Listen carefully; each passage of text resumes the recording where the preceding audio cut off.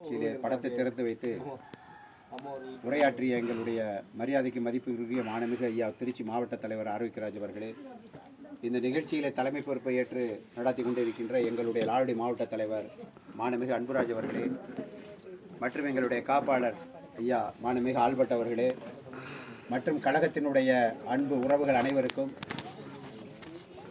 அம்மா அரங்கநாயகி அம்மா அவர்களுடைய உறவினர்களுடைய முதற்கண் வணக்கம். இந்த படத்திறப்பு விழா எதற்காக நடத்தப்படுகிறது, ஏன் இப்படி ஒரு நிகழ்வு நடத்த வேண்டும் என்று கூட சிலர் நினைக்கலாம். என்றால் அநேகமாக இறந்துவிட்டவர்களுக்கு அவர்கள் நம்ம குடும்பத்திற்கு சம்பந்தமில்லாத ஒரு கூப்பிட்டு கருமாதி என்ற பெயரில் நடத்திவிட்டு 2 நிமிடத்தில் முடிச்சுக்குவோம். அதில் அவங்களுக்கு அவங்க உடல்நிலை சரியில்லாத நேரத்தில் அவங்கள பார்த்தாங்களா போனாங்களா அதெல்லாம் தெரியாது, ஆனால் கூப்பிட்டு நம்ம செஞ்சுருவோம். ஆனால் இன்றைக்கி நாங்கள் இந்த படத்திறப்போட வச்சு அம்மா அவர்கள் எந்த அளவுக்கு எல்லாரோடும் அன்பாக இருந்தாங்க, பாசத்தோடு இருந்தாங்க, எப்படி அவங்க வாழ்க்கையில் எப்படி என்னென்ன காரியங்கள் செஞ்சுருக்காங்க, அதெல்லாம் இப்போ இங்கே வந்திருக்க எல்லாத்துக்குமே தெரிய வாய்ப்பு இல்லை. ஆனால் இது மூலியமாக தெரிஞ்சுக்கிட்டீங்க. இப்போ அம்மா அவர்களை பற்றி நம்ம முன்னாள் தலைமை ஆசிரியர் பேசினாங்க. இந்த பள்ளிக்கு 5 லட்சம் ரூபாய் காசோலை கொடுத்தாங்கன்னு சொன்னாங்க. என்ன ஞாபகம் வருதுன்னா, அவங்க ஒரு கருஞ்சட்டை வீரர் ஐயா தந்தை பெரியார் அவர்களுடைய வழியில் வந்தவர்கள். அவரை அந்த அளவுக்கு, அதாவது இந்த பள்ளிக்கு உதவ வேண்டும் என்ற அந்த எண்ணத்தை உருவாக்கியது தந்தை பெரியார் அவர்கள். உங்களுக்கெல்லாம் செய்தி தெரிஞ்சிருக்குன்னு நினைக்கிறேன், ஒரு சிலர் தெரியாது. திருச்சியில் பெரியார் கல்லூரின்னு ஒரு கல்லூரி இருக்குது. அந்த கல்லூரி உருவாகிறதுக்கு காரணம் யாருன்னு கேட்டால் தந்தை பெரியார் அவர்கள். அந்த காலத்தில் நம்ம பிள்ளைங்க படிக்கிறது காலேஜ் கிடையாது. முஸ்லீம் பிள்ளைங்க படிக்கிறது ஜமால் முகமது, கிறிஸ்துவ பிள்ளைங்க படிக்கிறது சென்ட் ஜோசப் காலேஜ், நடுத்தர பார்ப்பனியம் படிக்கிறதுக்கு நேஷனல் காலேஜ். ஆனால் மற்ற நடுத்தர வர்க்க பிள்ளைங்க படிக்கிறது காலேஜ் கிடையாது. அப்போ தந்தை பெரியார் அவர்கள் என்னன்னு கேட்டால், அப்போ கல்வித்துறை அதிகாரியாக இருந்த நேற்று சுந்தரவடிவேலு அவர்களிடம் அணுகி, அப்போ பக்தவஸ்தல முதலமைச்சர், இந்த கல்லூரி உருவாகிறதுக்கு என்ன பண்ணணும்னு கேட்டாராம். அப்புறம் சொன்னாராம், உங்கள் தனிப்பட்ட முறையில் ஒரு 5 லட்சம் ரூபாய் பணம் கொடுத்தீங்க. அப்போ அந்த காலத்தில் 5 லட்சம் 5 கோடிக்கு சமம். இதை நீங்கள் நிறுத்தி இடம் கொடுத்தீங்கன்னா கவர்மெண்ட்டில் மேற்கொண்டு கட்டுவாங்கனாங்களாம். அதுமாரி இந்த கல்லூரி உருவாகி, அதாவது பிராமணர், கிறிஸ்டின், முஸ்லீம் அல்லாத பிற்படுத்தப்பட்ட மக்களுக்காக உருவாக்கியது அந்த காலேஜ் ஐயா அவர்களால் உருவாக்கப்பட்டது. அதே தான் எனக்கு ஞாபகம் வந்தது தலைமை ஆசிரியர் சொல்லும்போது. ஒரு மாவட்ட ஆட்சியாளரிடம் போய் இவ்வளோ தூரம் கெஞ்சி அவர் நிதிக்காக நின்னப்ப அந்த அவங்களுடைய மனம் இழகுது பாருங்கள். அதுதான் பெரியார் தொண்டர். நம்ம ஐயா எப்படி இந்த மாவட்டத்தில் உள்ள மற்ற மாவட்டத்தில் உள்ளவர்களுக்கெல்லாம் ஒரு கல்லூரியை உருவாக்கியிருக்காங்க. திருச்சி பெரியார் காலேஜ் உருவாகிறதுனா அது எல்லாருக்கும் அந்த வரலாறு தெரியாது, அந்த கல்லூரி எப்படி உருவானது. அதே நேரத்தில் இன்னொன்று என்னென்னு கேட்டிங்கன்னா, அம்மா அவர்களை போல தான் அந்த கல்லூரி திறப்பு விழாவுக்கு போயிருக்காரு. ஐயா கீழே தான் உட்காந்துருக்காரு, மேலே பக்தவஸ்தில் உட்காந்துருக்காரு. ஆனால் மேடைக்கு போகலை ஐயா. நான் அந்த கல்லூரியை உருவாக்கு காரணமான, நான் அந்த கல்லூரிக்கு கொடுத்தேன், பைசா கொடுத்தேன், இந்த கல்லூரிக்கு 25 ஏக்கர் நிலத்தை கொடுத்தேங்கிற பெருமை இல்லை. அதுதான் கருப்பு சட்டை. இந்த கருப்பு சட்டைக்காரர்கள் இவ்வளோ பேர் வந்திருக்கோம்னா சிலர் கூட நினைக்கலாம், இவனுங்க இவ்வளோ நேரம் ஆயிடுச்சு பண்ணிக்கலாம். ஏன் இந்த படத்திறப்பு விழா ஒரு மனிதன் இறந்த பிறகு நடத்தப்படுகிறது? தந்தை பெரியார் அவர்கள் அதுதான் சொல்வார், ஒரு மனிதன் வாழ்ந்த காலத்திலே பிறந்தோம் இறந்தோம் என்றல்ல, வாழ்ந்தோம் இறந்தோம் என்றல்ல, அவன் வாழ்நாளிலே எந்த அளவுக்கு பயன்பட்டான், இந்த சமூகத்திற்கு எந்த அளவுக்கு பயன்பட்டான் என்பதை ஒரு பாடம் கற்றுக்கொள்ள வேண்டிய நிகழ்வு இந்த படத்திறப்பு நிகழ்வு. அம்மா அவர்களை பற்றி எனக்கு அதிகம் தெரியாது. என்னுடைய தந்தையோடு அவருக்கு நல்ல பழக்கம். என் தந்தை சட்டயரிப்பு வீரராக இருக்கட்டும், நல்ல பழக்கம். இடையில நான் வெளி மாநிலத்திலேருந்து 2-3 தடவை அம்மாவை பார்த்துருக்கேன். அப்போ தான் சொல்லுவாங்க, அப்பா கூட நல்ல பழக்கம் பாடி எல்லாம் சொல்லுவாங்க. நாம் இழந்திருப்பது ஒரு மனிதரை அல்ல, ஒரு மனித நேயத்தை இழந்திருக்கிறோம், மனித மாண்பாளரை இழந்திருக்கிறோம். அவர் கழகத் தோழர்களிடம் மட்டுமல்ல, அவர் 79 வயசில் ஒரு பேட்டி கொடுத்துருக்காரு தமிழ் அறிவுவழி தொலைக்காட்சியில். அவர் சொல்கிறார், சின்ன வயசுலேருந்து எப்படி வளர்ந்தார். அவர் குடும்பம் ஒரு பக்தி குடும்பம், கடவுள் மேலே நம்பிக்கை உள்ள உறவினர்களிடத்தில் உருவானது. திருமணத்துக்கு அப்புறம் தான் அவங்க பெரியார் கொள்கையில் ஈடுபட்டு அன்னையிலேருந்து ஐயாவை பார்க்கறது, மணிமையோடு இருந்து எல்லாத்தையும் சொல்லுவாங்க. அவ்வளோ விரிவாக சொல்லியிருக்காங்க. அவர் பட்ட கஷ்டங்கள் எத்தனை, அவருக்கு வாழ்க்கையில் ஏற்பட்ட எத்தனை கஷ்டங்களும் மறந்து மகிழ்ச்சியாக தன்னுடைய எவ்வளவு வழி இருந்தாலும், மனசில் வழி இருந்தாலும் வீட்டுக்கு வரவங்கள்ட்ட அந்த வழியை காமிக்காத அவங்களுக்கு ஆறுதல் சொல்கிற அளவுக்கு அவங்க நடந்திருக்காங்க.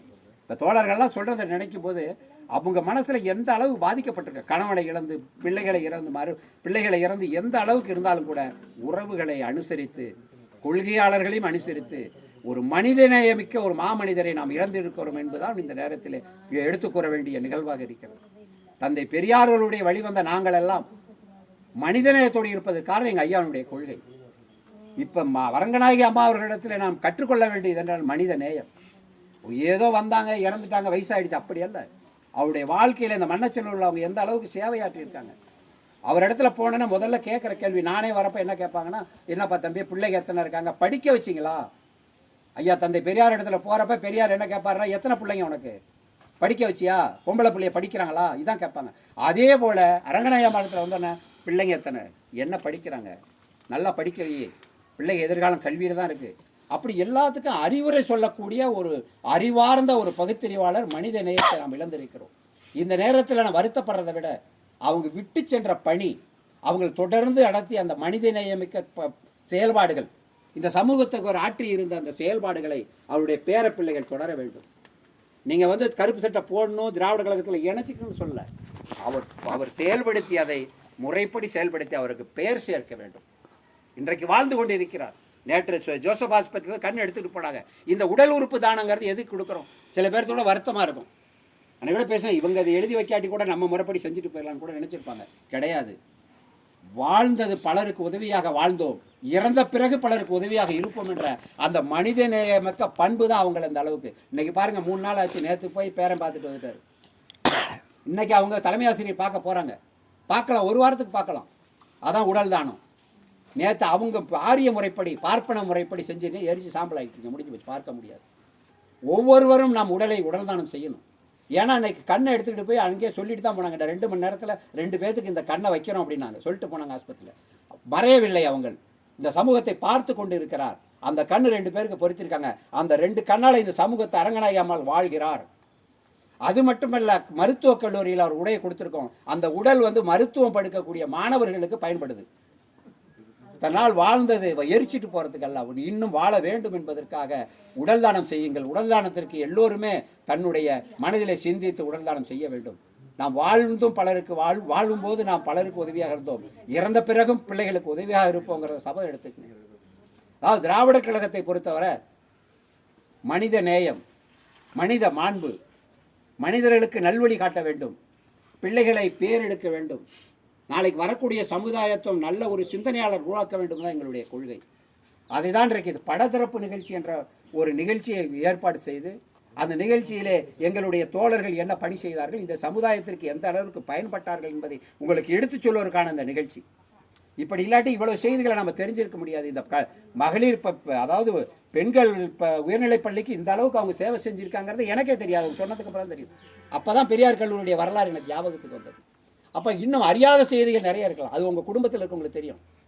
அவங்க அந்த பேட்டியில் சொல்லியிருக்காங்க, நான் எப்படிலாம் இழப்புகளை செஞ்சுட்டேன், இருந்தும் நான் மனந்தளராத செயல்பட்டேன். என்னுடைய துணைவர் போனதற்கு பிறகு என் பேரப்பிள்ளை எத்தனை பேரப்பிள்ளைகளை அவர் அனுசரித்து நீ படிப்பா அப்படி இப்படின்னு வழிகாட்டுதல் பண்ணாங்கிறது அந்த குடும்பத்தில் இருக்கவங்களுக்கு தான் தெரியும்.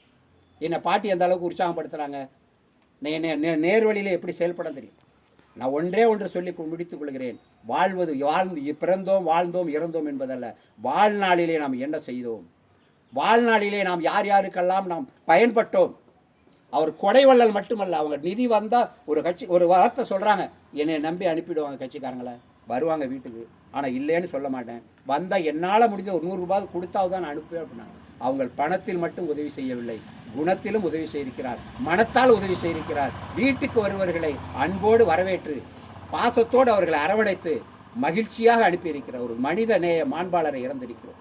ஒரு மனிதநேயக்கம் மிக்க ஒரு பெண்மணியை இறந்திருக்கிறோம். இந்த நேரத்தில் அவர் விட்டு சென்ற பணிகளையெல்லாம் கையில் எடுத்து அவரை போல் நாமும் பணி செய்ய வேண்டும், இந்த சமூகத்துக்கு பயன்பட வேண்டும் என்ற உறுதியோடு எல்லோரும் கலந்து செல்வோம்.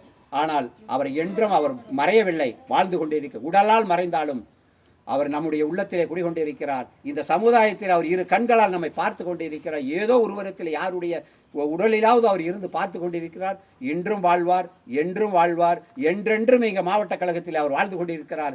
எங்களை வழி நடத்துவார் என்று கூறி, இந்த மாவட்ட கழகம் எங்களுடைய லாலி மாவட்ட கழகம் அல்ல, திருச்சி மாவட்ட கழகம் அல்ல, எங்களது தலைமை திராவிட கழகம் என்றும் உங்கள் குடும்பத்திற்கு உதவியாக இருக்கும் என்பதை கூறி, ஆசிரியர் அவர்கள் கடைசியாக பார்த்த பொழுது நான் சாதமர்த்து சொல்லிட்டேன். கடைசியாக பார்த்தப்ப என்கிட்ட கேட்காங்க, அந்த உடல்நிலை சரியில்லாத நேரத்துக்கு கூட என் கையை பிடிச்சிட்டு கேட்டாங்க, சித்தார்த்தன் எப்போ ஆசிரியர் வருவார், இந்த பக்கம் வரத்துக்கு வாய்ப்பு இருக்கான்னு சொன்னாங்க. கண்டிப்பாக ஆசிரியர் உங்களை பார்ப்பாங்கன்னு சொல்லி அன்னைக்கே எங்கள் மாவட்ட தலைவர்கிட்ட சொல்லி, மாவட்ட தலைவர் ஐயா ஆரோக்கியராஜ் அவர்களும் ஆல்பர்ட் அவர்கள் ஏற்பாடு செய்து பெரம்பலூர் வந்தபோது ஆசிரியர் பார்த்த விற்பாடு ஆசிரியர் வந்திருக்காருன்னு சொன்னோன்னே அவங்களுக்கு தன்னை அறியாமல் ஒரு உற்சாகம். அவ்வளவு நலிவாக இருந்தால் கூட எழுந்துட்டாங்க. அவ்வளவு திறமை மிக்க ஒரு பற்றாளரை இழந்திருக்கிறோம். வாழ்கிறார், வாழ்ந்து கொண்டிருக்கிறார், என்றும் எங்கள் நிகழ்ச்சியில் வாழ்வார்.